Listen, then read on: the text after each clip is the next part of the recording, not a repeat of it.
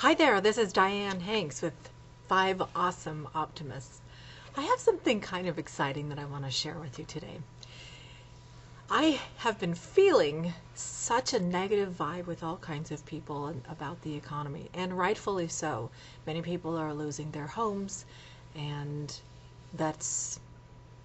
I've lost mine. I mean, I'm right in there with everybody else. But one thing I haven't lost is my dreams.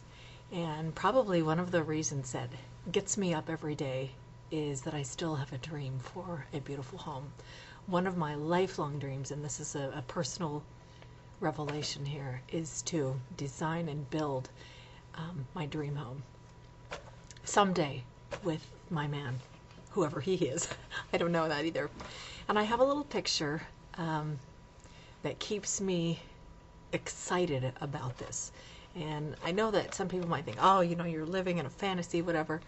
It's okay to live in a fantasy every once in a while, because it gives you the hope and the feeling of, oh, just for a moment, let me imagine what that will be like. So let me show you the dream home that I am envisioning.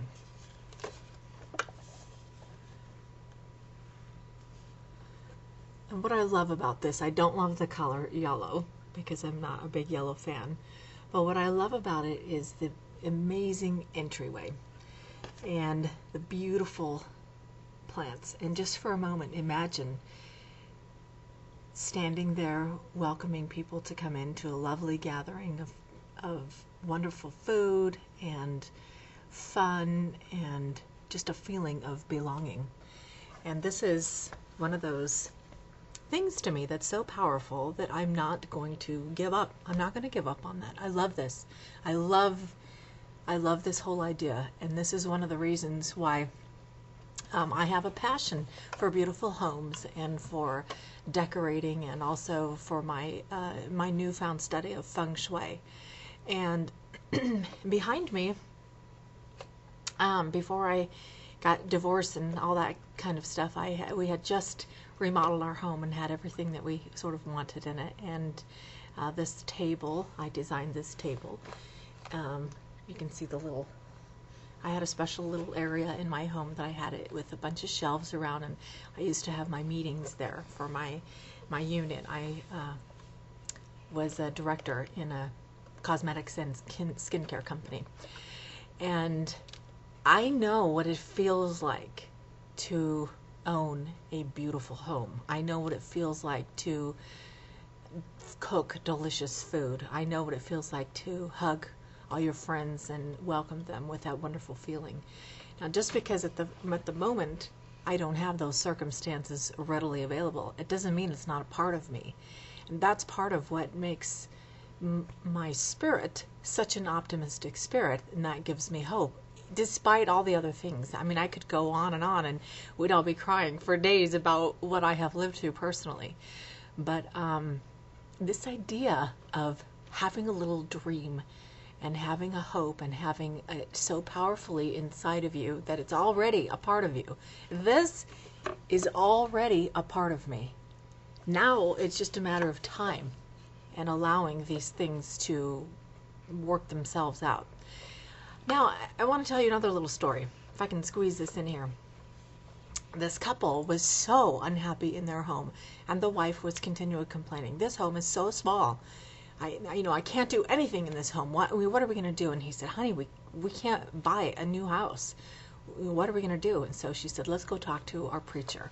So they talked to their ecclesiastical leader, and they were just at their wits' end. And she said, I'll do anything you suggest. And he said, well, this is going to take a little while. You have to promise me that you'll do what I say. And she said, I will. I'll do whatever. And they had a little farm and everything, and they had cows and chickens and goats and everything, and he told them to put one of the cows inside their house. They looked at each other, a cow inside our house? You've got to be kidding. And he told them to do it for a week. And so they came back within a week. And he said, well, how are things going? You can't believe it. This cow is so noisy. It is so smelly. It's unbelievable. why would you tell us to put a cow inside of our house? And he said, are you guys okay? And they said, yes, we've done everything you've said. And so he told them to put more of their animals inside their house, some goats and some chickens, and come back again in another week's time. And so then they did that.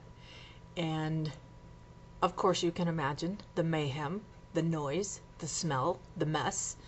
And this went on for another week. They came back and reported what had happened. And he said, this is perfect. This is just perfect.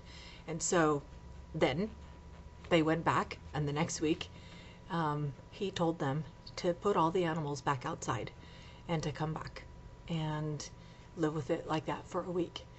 And they came back for a week, and they just said, you cannot imagine how peaceful it is, how much room there feels inside this house. It's unbelievable. The smell is gone, the floor is clean. Oh, it's just like, can't even believe that this is the same house. And they just realized at the moment that they said that, they looked at each other and they thought, how fascinating. It's the same house. What has changed? The animals are gone, but before that, it was the same house. So now their perspective had changed. And so sometimes we forget to quantify or look at or appreciate the blessings that we have. We have so much to be thankful for. So much to be thankful for. And having a heart that's full of gratitude for the little minutia of conveniences and every little kindness that somebody shows to you, every gesture of thoughtfulness, every sharing of a talent that somebody lightens your life with. Those are things to be grateful for. And so one of the things that I'm going to do as an optimist and as a person to increase my optimism, because of course there are degrees of optimism, just as there are degrees of everything else. When you have a concerted effort, a focused look at some certain thing, you get stronger and stronger at it.